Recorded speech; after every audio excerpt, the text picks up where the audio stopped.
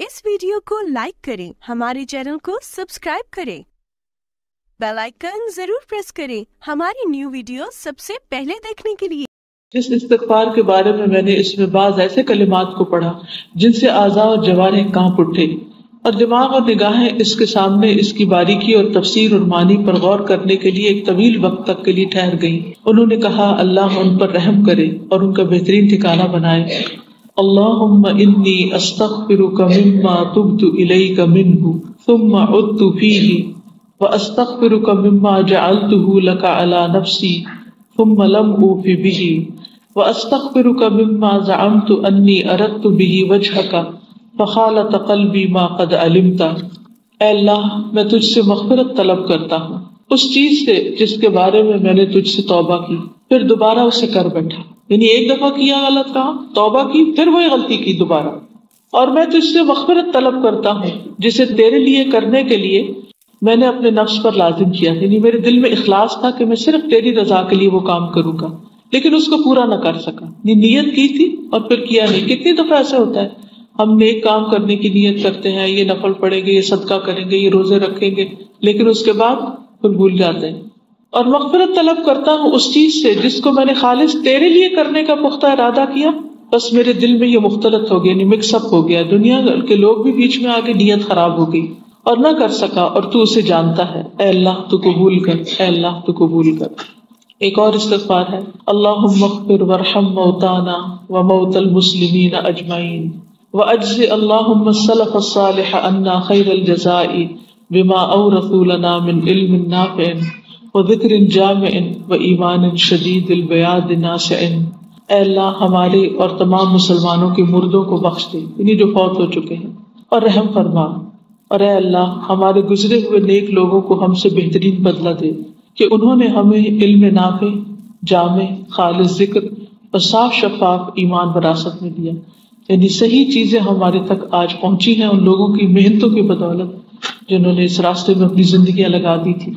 ऐ जिंदा और कायम रहने वाले अल्लाह, हमारे तमाम नेक अमाल को खालिस अपनी रजा के लिए कर दे और इन अमाल को हमारे लिए खैर भलाई और कामयाबी के साथ गवाह बना दे, जिस दिन के हम हर चीज से खाली होकर सिवाय नेक अमाल के जो हमने दुनिया में किए तुझसे मुलाकात करेंगे। यानी देखिए, सोचिए वो दिन कैसा दिन होगा जब हमारे हाथ में हमारे अमल के सिवा कोई चीज नहीं होगी, ना माल, ना बच्चे, ना दुनिया का कोई साजो सामान जिससे हम इकट्ठा करते हैं, कुछ भी नहीं होगा, सिर्फ और सिर्फ हमारे अमाल होंगे। तो कितने हैं हमारे अमाल और किस किस्म के हैं, क्या क्वालिटी है उनकी, और वो लेकर हम अपने रब के हुजूर हाजिर होंगे, क्या जवाब देंगे कि इतनी बड़ी जिंदगी में हमने अल्लाह के लिए क्या किया।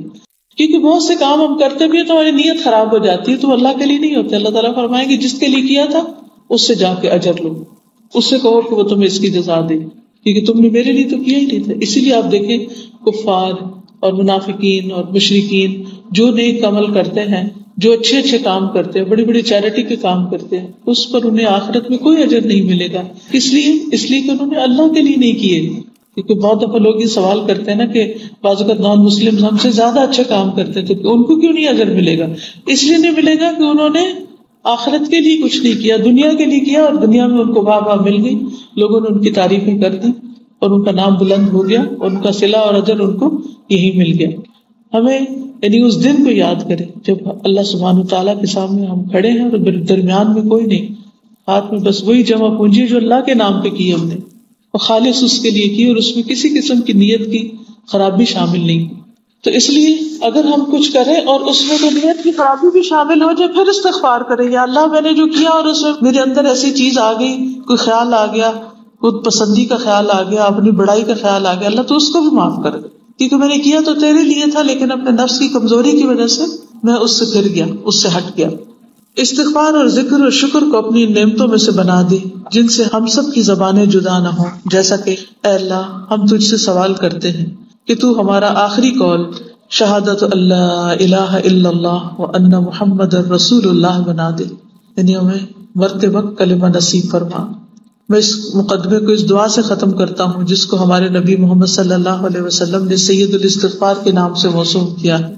आप सब इसको पढ़िए, सबको ही आता है। अल्लाहुम्मा अंत रब्बी, ऐ अल्लाह तू मेरा पालने वाला है, نہیں ہے کوئی معبود برحق مگر تو ہی، تو نے مجھے پیدا کیا اور میں تیرا بندہ ہوں، اور میں تیرے عہد اور وعدے پر اپنی طاقت کے مطابق قائم ہوں، اور میں اپنے ان تمام برے کاموں سے تیری پناہ مانگتا ہوں جن کو میں نے کیا ہے، اور میں تیری نعمت کا اقرار کرتا ہوں اور اپنے گناہوں کا بھی اقرار کرتا ہوں، بس تو مجھے بخش دے، کیونکہ تیرے سوا کوئی دوسرا ان گناہوں کو بخشنے والا نہیں۔ یعنی جو گناہ ہم اللہ کی نافرمانی میں کرتے ہیں وہ بندے نہیں ہمارے معاف کر سکتے اور نہ کروا سکتے۔ استغفر اللہ العظیم الذی لا الہ الا هو الحی القیوم واتوب الیہ، میں اللہ عظیم سے استغفار طلب کرتا ہوں جس کے سوا کوئی دوسرا معبود حقیقی نہیں، وہ زندہ اور قائم و دائم رہنے والا ہے، اسی سے توبہ اور استغفار کرتا۔ لیکن سب سے پہلے یہ جاننا ضروری ہے کہ استغفار کی ضرورت کیوں پیش آتی، استغفار کرنا کیوں ضروری ہے۔ یہ ہم سب جانتے ہیں کہ ہم لوگ دن رات گناہ کرتے ہیں، اللہ تعالیٰ کی نافرمانیاں کرتے ہیں، کچھ جان بوجھ کر اور کچھ انجانے میں، کچھ انسان ہونے کے ناطے، کچھ جہالت میں، لا علمی میں، جذباتیت میں، اپنے نفس کی کمزوری کی وجہ سے۔ لیکن چونکہ گناہ انسان کے حق میں نہایت نقصان دہ ہے، تکلیف دہ ہے، اس لیے انسان کا فائدہ اس میں ہے کہ وہ جتنا جلدی ہو سکے اپنے گناہوں کی معافی مانگ لے۔ اللہ سبحانہ و تعالیٰ نے انسان کو اپنی عبادت کے لیے پیدا کیا، یعنی دنیا میں اپنی اطاعت کے لیے پیدا کیا، فرما برداری کے لیے پیدا کیا، نافرمانی کے لیے پیدا نہیں کیا۔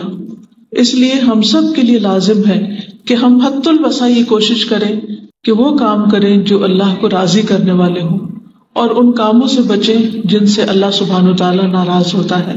ہم دیکھتے ہیں کہ تاریخ میں جن لوگوں نے، افراد نے یا جن قوموں نے اللہ کی نافرمانی کی، گناہ کے کام کیے، ان پر کیسی کیسی مصیبتیں آئیں، کیسے کیسے عذاب آئے۔ اگر ہم دیکھیں تو آدم علیہ السلام کو جنت سے کس چیز نے نکلوایا؟ ان کی غلطی تھی، انہوں نے وہ پھل کھا لیا شیطان کے کہنے میں آ کر، جس سے اللہ سبحانہ و تعالیٰ نے ان کو روکا تھا، جس کے نتیجے میں وہ ان راحتوں، نعمتوں، آسائشوں سے محروم ہو گئے۔ تو گویا گناہ انسان کو نعمتوں سے محروم کرنے والی چیز ہے۔ پھر اسی طرح ابلیس جو فرشتوں کے ساتھ رہتا تھا اور نہایت عبادت گزار تھا اور اس کا ایک بہت بڑا مقام تھا، لیکن کس لیے وہ راندہ درگاہ ہوا، کس لیے ذلیل اور حقیر ہوا، کس لیے اللہ کی رحمت سے دور ہوا؟ کیونکہ اس نے اللہ کی نافرمانی کی تھی۔ پھر اسی طرح زمین پر آپ دیکھیں کہ آنے کے بعد آدم علیہ السلام کی اولاد میں جو مختلف قومیں پیدا ہوئیں، ان میں قوم نوح کو دیکھیے، قوم نوح کو پانی میں کیوں غرق کر دیا گیا؟ آسمان کیوں ان پر برسا؟ زمین سے پانی ان کے لیے کیوں ابل آیا؟ کیونکہ انہوں نے اللہ کے رسول کی بات نہیں مانی تھی، اللہ کی نافرمانی کی تھی۔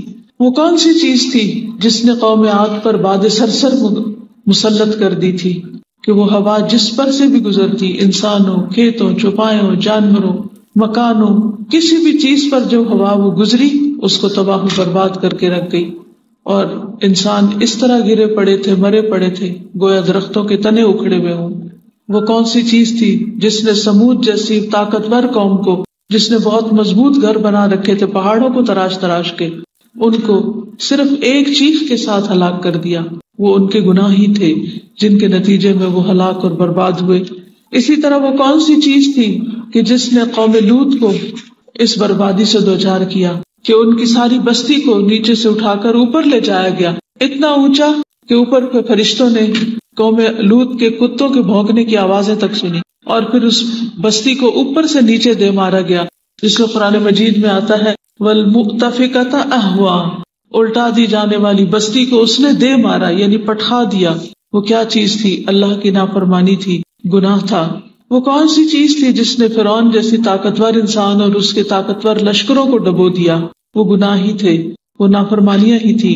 وہ کون سی چیز تھی جس نے قارون اور اس کا گھر اور اس کا مال و اسباب اور ساری چیزیں زمین میں دھنسا دی؟ وہ اس کے گناہ تھے، اس کا تکبر تھا، اس کی اکڑ تھی۔ وہ کون سی چیز تھی جس نے بخت نصر کو بنی اسرائیل پر مسلط کر دیا تھا اور ان کو تتر بتر کر دیا اور انہیں ان کے گھروں سے نکال دیا گیا اور انہیں ذلیل و خوار کر کے رکھ دیا گیا؟ یہ ان کے گناہ ہی تھے۔ اسی طرح بعد میں بھی ہم دیکھتے ہیں کہ کتنی ہی قومیں آئی ہیں کہ جو دنیا میں بڑی طاقتور تھی، بہت آباد تھی، بہت شاندار تھی ان کی ساری بستیاں اور ان کا رہن سہن، لیکن کس چیز نے ان کو ذلیل و خوار کیا؟ یہ ان کے گناہ تھے.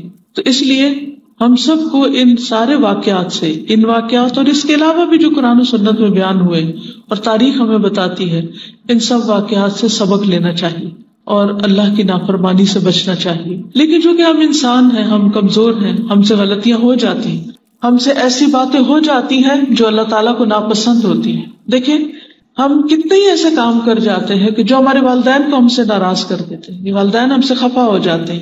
کتنی غلطیاں ایسی ہوتی ہیں کہ جن کی وجہ سے ہمارے بہن بھائی ہم سے ناراض ہو جاتے ہیں.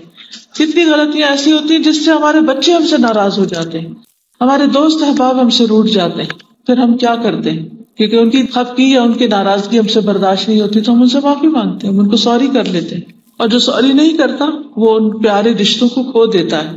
اسی طرح جو شخص اللہ تعالیٰ کو ناراض کرتا ہے اور دن میں پتہ نہیں کتنی دفعہ اللہ کی نافرمانی کے کام کر جاتا ہے، انسان کو چاہیے کہ وہ ساتھ ساتھ توبہ کرتا رہے، واپس پلٹتا رہے، تاکہ کسی گناہ کے وبال میں اللہ سبحانہ وتعالیٰ ایسا ناراض نہ ہو کہ ساری نعمتیں چھن جائیں اور ہر نعمت سے محرومی نہ ہو جائے.